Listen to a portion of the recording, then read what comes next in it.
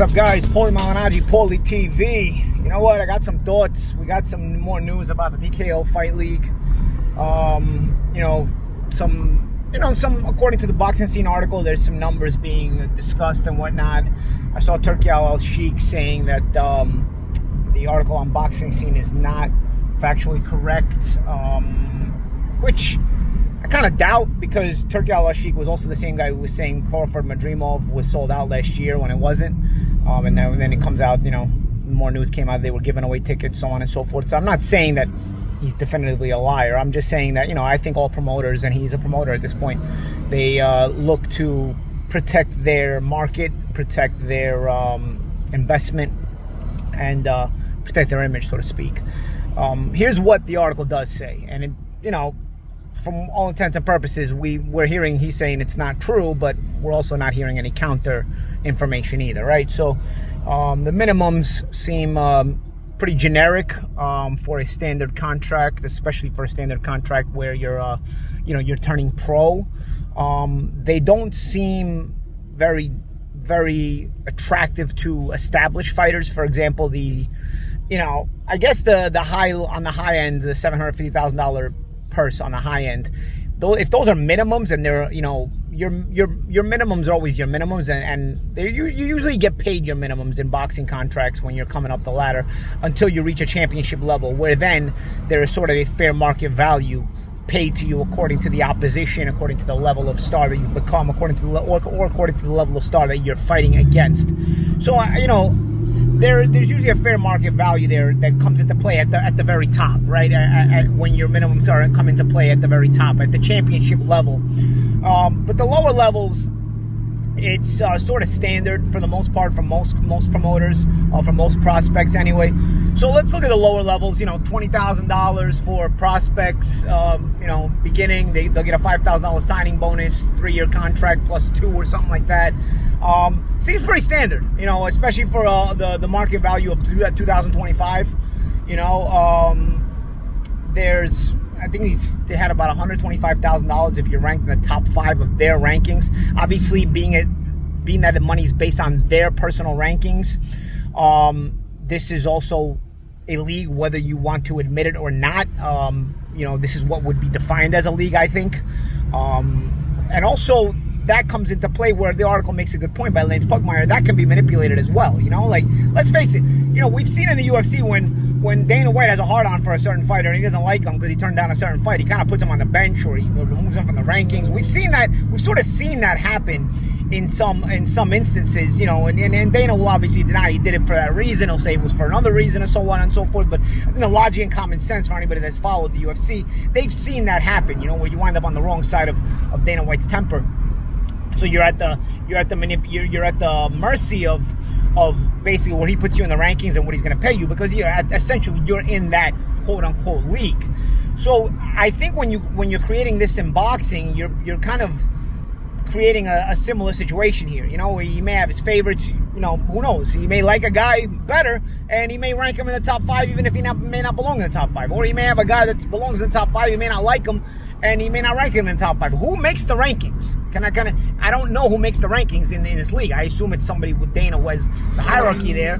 But is there a rankings commission? The sanctioning bodies, for all their faults, and there's plenty that needs to be fixed about the sanctioning bodies. It's not like this is a defense of the sanctioning bodies, but I'm sort of the opinion that you'd rather devil you know than the devil you don't. And so stepping in a dark room, you sort of, give yourself the opportunity to maybe step in some pitfalls here. I think for some type of fighters, this can be an interesting novel concept, And I think for some prospects who come from, not making a lot of money in the amateurs and not making any money in the amateurs, this kind of contract can be appealing in some ways. But it's not all that different from what a lot of promoters will offer a top level amateur prospect, and then those promoters also will bring up that top level amateur prospect in the sort of the correct way that a prospect should be nurtured into a contender and into a champion. At this league, you're risking here.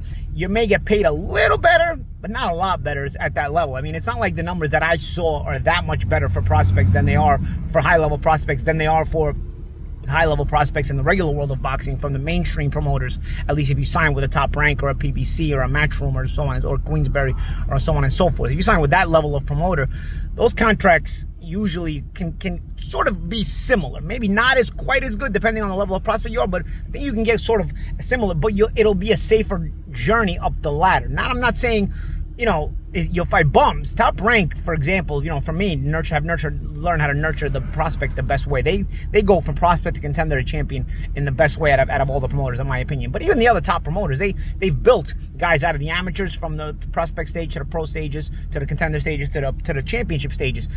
You may get a little more money at these stages from a TKO league, but you're also going to be taking more risks. And when you're taking more risks, what happens? You take some L's. And then when you take some L's in this league, you don't break the rankings, and you're going to be fighting tougher fights earlier on in your career. So your ability to break the rankings, at least their rankings, which again, it's their rankings. So there's a lot of questions there with their rankings. Your ability to break their rankings or climb their rankings depends on you being in constant tough fights. Now, what if you, I don't know, aren't able to break their rankings? Or what if you know, there's guys like Dana White who in the UFC, for example, guys win, but he doesn't like the way they fight. He doesn't give them a chance, or he may make up an excuse to say, hey, you know what, this guy so-and-so, you know, he won, but he doesn't deserve this shot. And maybe it's for lack of entertainment value, whatever it is, okay? Rankings, there's entertainment value and there's rankings. And that's why sanctioning bodies are needed, because rankings take into account only winning and losing, and then your ability to win. While promotional entities also take into account your ability to entertain. If you're playing promoter and sanctioning body ranking, you know, now you're sort of skewing that line here. There may be guys who know how to win, but don't know how to entertain. Their market value may not be great, but being that they win, they still deserve their shots, right? And so in a league like this, you're sort of skewing that line. Also, like I said, your ability to break those rankings, you're going to be in constant tougher fights for just a little bit more money than what other prospects make. For just a little, because on your climb up the ladder, that's just a little bit more money than other prospects make at those levels. So is it worth the risk? Because here's the thing, what if you don't make it? You find yourself as a pretty good prospect. Now you've been sort of knocked around left and right. And what if you get released? Now you took a bunch of losses. Now you're not valuable to the mainstream boxing, to what boxing has always been to the other promoters. They look at you and say, this guy took too many L's. There's nothing to be built. He's sort of maybe used up already, even if you may not be used up. You know, sometimes your record says you're used up, even if physically you're not used up. And, you know, they may not want to market you that way.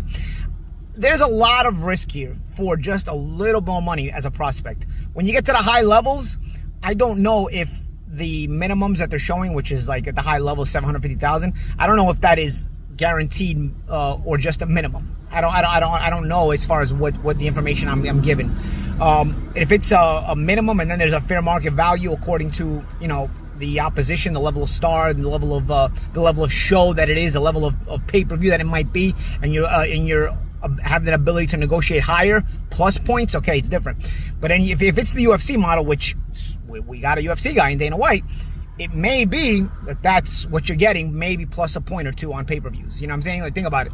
What we saw Francis Ngannou in his last time at a UFC event, they were talking about before he did the boxing, he was making $600,000 plus pay-per-view points. That's as a main event, as a heavyweight champion, as a main event. So if this is the same model, and what is allegedly on this contract is $750,000, that may be what you're getting, plus maybe some points.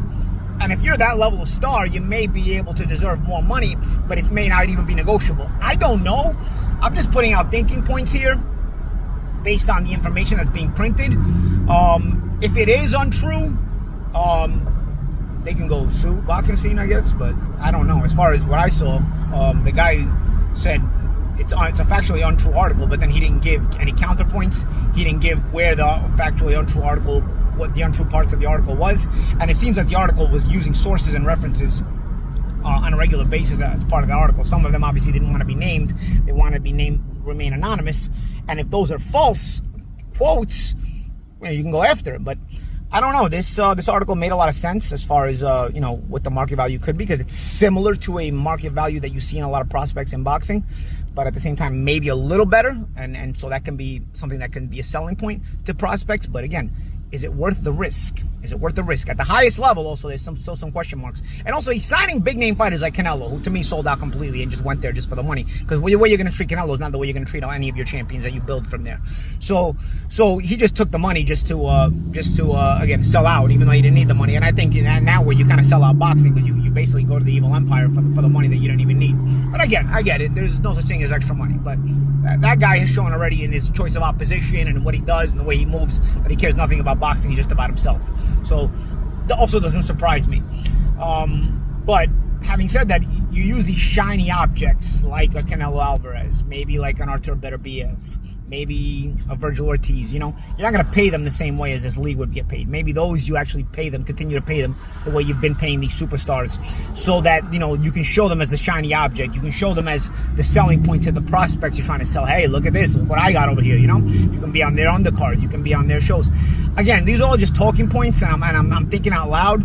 But there's a lot to think about here, a lot to unpack, and I'm sure we'll find out more and more as things get closer. Again, you know my opinion. I think Turki Al-Ashik backed the wrong horse. I think Dana White, you know, in a lot of ways has, you know, shown his true colors as a liar, as a swindler of fighters. And I think that, you know, even though it's my opinion, it's still the opinion of all the fighters that I've talked to that I've worked with him. At least the ones that gave me an opinion on him. There are some fighters that I've worked with him that gave me no opinion on him. You know, it's not like I talked to many fighters and Dana becomes the topic of conversation. But when he has become the topic of conversation, I haven't heard a single good thing said about him. So it doesn't bode well for the fighters that would sign with a guy like this. And the contract is not that special from what I'm seeing, at least from what I'm seeing. Not that special in terms of that much different than what you would get from a big promotional entity in boxing that would bring you up the boxing ladder the right way and you know, get you through the rankings from prospect to contender to champion. So we'll see the way it plays out, man. We'll obviously there's more lot to unpack here. I'm sure they'll do a big red carpet, splendid big event for Canelo Crawford as is expected, and they'll try to use that as a selling point as well. But the league will still be different. There may be these shiny objects that they use to sell as selling points to grab prospects and whatnot. But as far as the way the league will work, we know from what we're hearing, it's not going to come out till 2026. But will it be something that revolutionizes boxing? What do you guys think, man? I find it very, very difficult based on the more information that comes out. I don't know how this could possibly work as far as revolutionizing boxing. Many have tried to revolutionize boxing. They all have failed. Big names, big money. Obviously, there's more money here. There's a lot of push behind it.